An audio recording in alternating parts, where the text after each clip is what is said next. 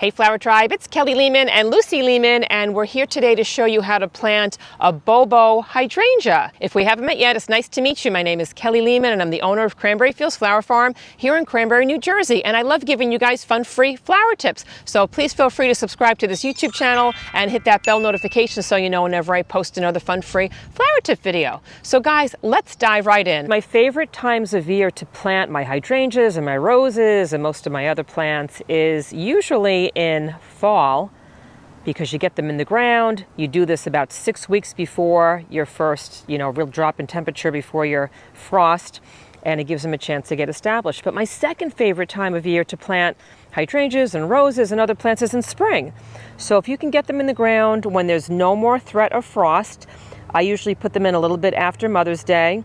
Then they have a chance to get established before that true heat of the summer sets in. And then if you do want to plant some things in summer, go for it, but just make sure that you baby that plant by making sure that it doesn't dry out and it doesn't get burned up by the sun. So this is a beautiful BOBO hydrangea. It's a compact hydrangea. So those of you that watch the channel know that I love growing Incredible hydrangea and Annabelle hydrangea. They've got those big, beautiful, poofy white blooms on them, and then they turn to like a beautiful shade of green, and they're gorgeous, but they get really, really large. This is what my limelight hydrangea looks like. It's got to be at least 20 feet tall. And you can see I have another limelight hydrangea on the other side of my garden. It is even taller. I think this one's probably about 25 feet tall. But a lot of you have asked me if there are more compact versions of these hydrangeas.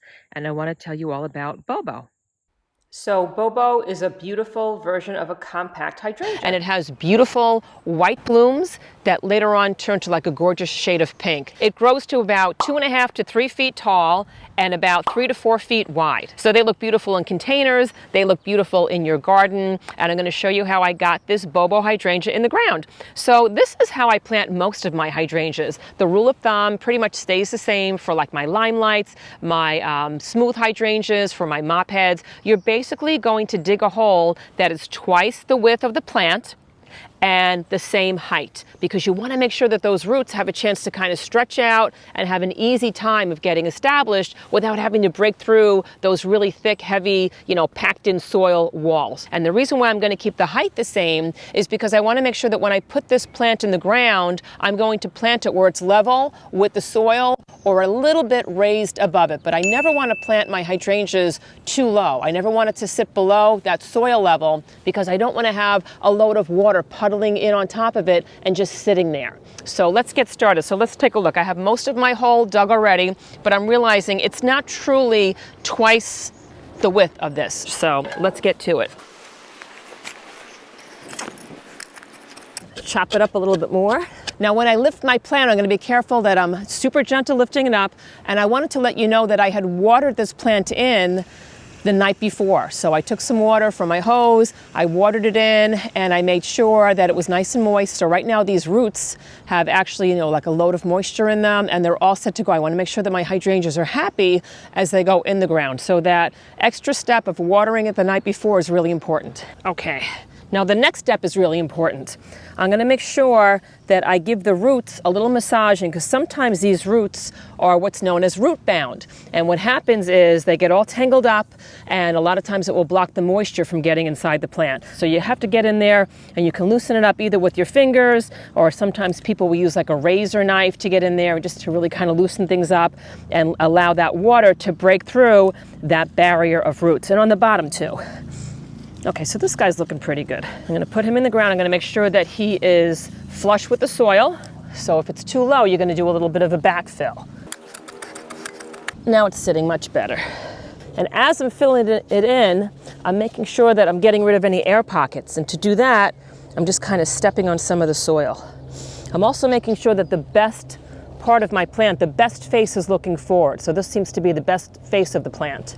I'm gonna step it down, step it down. Now that it's all tucked in, I'm gonna make sure that I apply some mulch to the top of this plant, because the mulch is gonna help that moisture stay around the plant, because it's super important that you keep your hydrangeas moist when you first put them in the ground, especially for the first few weeks. And what you're going to do is something I call the knuckle test. So once you water your hydrangea in, and we're gonna do that next, but once you water it in, you're gonna have to come back and check it, you know, every like second day to make sure that this soil still feels moist. Now you don't wanna have it be soggy. You don't wanna have like big puddles around it, because hydrangeas don't like to have soggy feet. But what you are going to do is do the knuckle test. So you're going to take your finger and you're going to stick it in the soil up to your second knuckle, and you're going to see if that soil still feels like it's moist.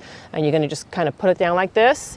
And if it's still moist by the time you hit like your second knuckle, and the tip of your finger feels like it's moist, then it's fine, leave it alone. You don't want to cause root rot, and if you have too much water sitting at the base of your plant and your roots are sitting in there, eventually they're going to rot out, and then you're going to wind up, you know, losing the plant. But if you stick your finger in up to that second knuckle and you pull it out and it feels very dry, then you need to water your hydrangea in again. Now we're going to water it all in again.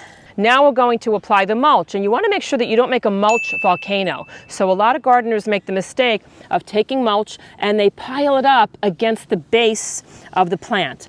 And the plant doesn't like that, because it needs space to breathe. So you always want to make sure that you pull back that mulch away a few inches, maybe like 6 inches away from the base of your plant, because you want to have a lot of airflow down here. You want to have a lot of circulation. And you're going to pile that mulch maybe about 2 inches thick around kind of like where that drip line starts. So where the rain kind of rolls off your leaves is considered to be like the drip line. And so we're going to add that mulch there. We're going to make sure that the plant can breathe.